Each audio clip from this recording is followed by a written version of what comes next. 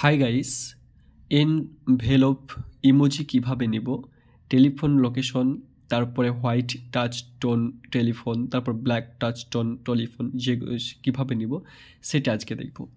প্রথমত আমরা নিব এনভেলপ ইমোজিটা। এক্ষেত্রে আপনাকে টাইপ করতে হবে 2 তারপরে 709 তারপরে Alt+X টাইপ করতে হবে। তাহলে আপনি এই যে এনভেলপ ইমোজিটা পেয়ে যাবেন।